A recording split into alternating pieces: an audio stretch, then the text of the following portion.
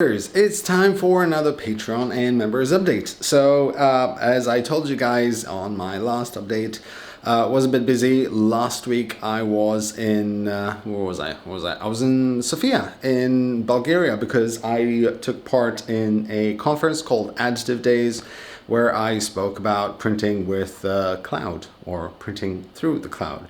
But anyway, I am back now. And seeing as I'm back, I have a lot to catch up on. So the first thing I will be tackling is, well, this guy right here.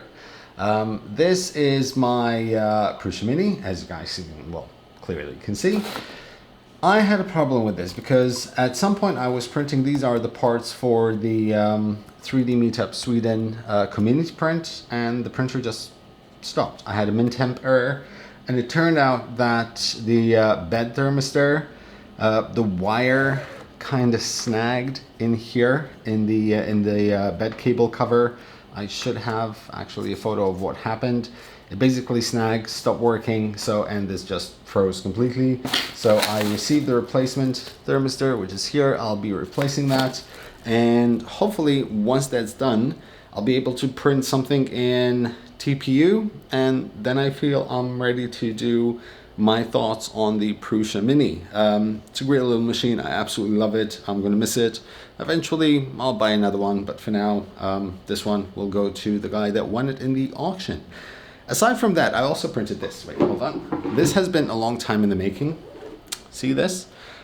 This belongs to, so XFM is a local radio here, a local radio station. The guys that do the breakfast show are very good friends of mine, and they asked me if I can do a custom on-air light box for them, and I figured, yeah, I can. So I took their logo. This is printed in two parts. So look here, you can see the bolts, because I wanted this nice curvature on the end, so I couldn't print it upside down because that would kind of ruin it. So it's printed in two parts, and then it bolts, which I think makes it look actually even better. Gives it a bit of a kick-ass look.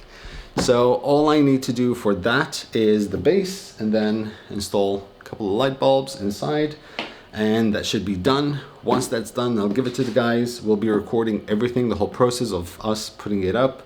And I'll probably have like a half-an-hour segment in their breakfast show, which will be awesome because I get to promote the Maker Faire Malta, and obviously I'll get to promote myself as well. Aside from that, last week I also had the national TV over. The guy that does the news for Malta, they came here to do a segment on makers and also the Malta Maker Faire that's coming up.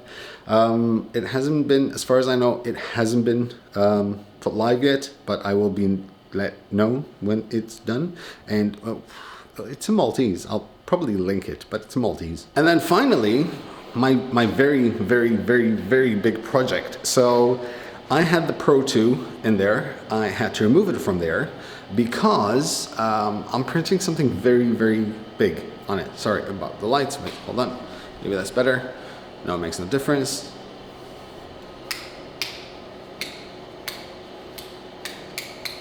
And now it's here. As you can see, it's in the middle of my my corridor, and it's printing.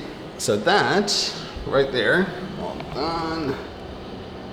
So that is Polylite ASA, and that print has been going on for roughly 47 hours now, and it still has 22 hours and 51 minutes left to finish printing. Aside from that, there's about 1,200 hours left of printing. And what I'm printing, well, I'm printing a life-size kayak. And this was the first part that I printed. This is like the tip, just the tip. So I'm printing the life-size kayak. And I don't want to just print this life-size kayak. So first of all, the kayak is a model I purchased from this guy. Hold on, let me just put this down. Makes life much easier. There. So the kayak was a model I purchased online from an engineer. He had built this kayak. It builds in sections, then bolts together. It looks absolutely awesome. I asked him if he's willing to sell it. He said I had so many requests that I've decided to upload it and sell it. It was like 65 bucks for the source files and everything. Now, this is what's gonna happen. I'm going to print this life-size kayak and I'm going to train in it. About a month ago, I applied to the Guinness World Records because seeing as I have this thing right now where I'm training, I'm losing weight, I'm doing really well. I've lost about 10 kilos, which is about 20 pounds for my American folks there. I plan on losing much more and I'm training really hard. So the idea is that I want to set a world record for the greatest distance traveled in a 3D printed kayak in 24 hours. Now, that's going to be a hell of a feat and I'll be doing it in open water. Basically, I'm going to try to circumnavigate Malta and Gozo. I don't know exactly how it's going to work out. It's a bit scary, but it's all about that seek discomfort thing. So yeah, that's being printing. Polymaker are sponsoring the build with their Polylite ASA. Race 3D will be sponsoring with the machine. Although that machine is already mine, they will probably be sending me another one in order for me to accelerate the process of printing. My local gym is sponsoring me with a personal trainer to help me focus on where I need to focus. Magic Glue will be sponsoring as well because this is ASA and I've had a few issues printing ASA, especially in large builds. Something that takes 72 hours to print can warp very easily. And it turns out that Magic Glue PC works absolutely beautifully for ASA on the Buildtech. So yeah, Magic Glue as well. I'll probably be looking for a couple more sponsors because an event like this is going to cost a lot of money because I need to source support boats, medical staff, cameras, and it's going to be, if Guinness World Records approves of this challenge, it's going to be absolutely awesome. I'm really excited. I'm really scared at the same time, but I'm so looking forward to it.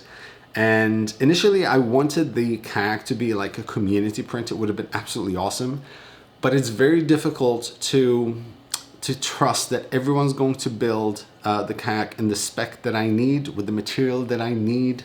And not everyone is going to have a large enough printer volume to be able to print certain parts, because some of these parts are like they need a build volume of about 30 by 30 by 30. Some of them even larger than that.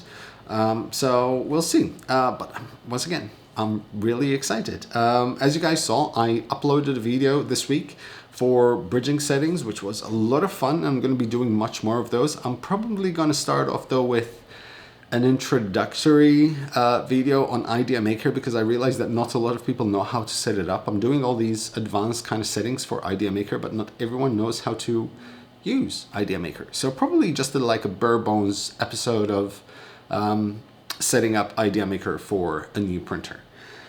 Other than that, it's printing as usual. There's 3D Meetup Sweden in 12 days, actually. Wow. I have so much to do. The weekend after that, there's Makerfell Malta, and the weekend after that, there is Murph.